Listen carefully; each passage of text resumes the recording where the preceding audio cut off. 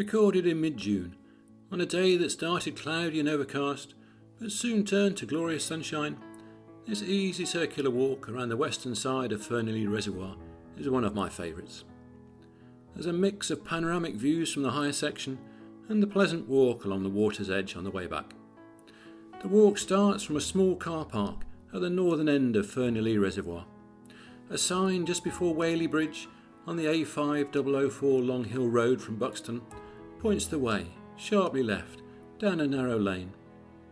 There are also a few parking spaces across the other side of the dam wall. From the larger car park, walk over the dam wall and then follow the road as it turns first to the left and then the right, heading up the slope. You soon pass a footpath sign on your left, leading into woodland. This is the return path. As you reach the top of the slope, turn sharp left, following the footpath sign to Whom Moor and Irwood. Go through the gate and follow the wide track for about a mile as it passes through the woodland. The Forestry Commission has been cutting down fir trees in this area recently to allow the natural woodland trees to flourish. This has opened up some wonderful views across the valley.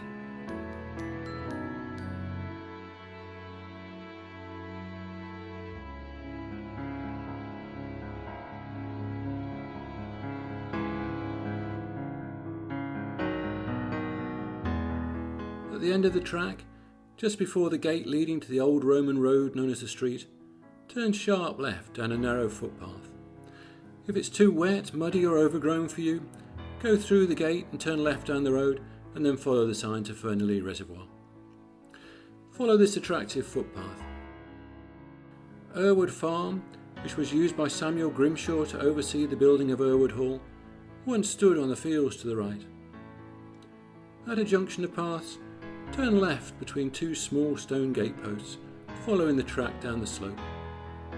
Continue through the trees, heading down the slope until you reach the path running along the shoreline of Fernilee Reservoir. Turn left along the track.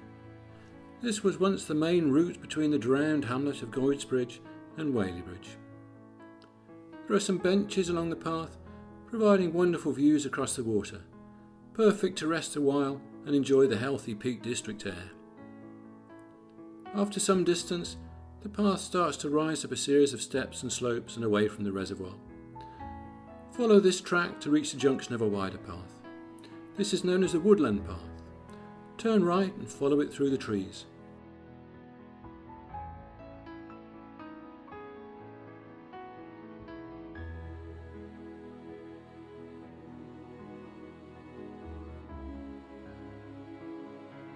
Go through the gate to exit the woodland and turn right along the lane.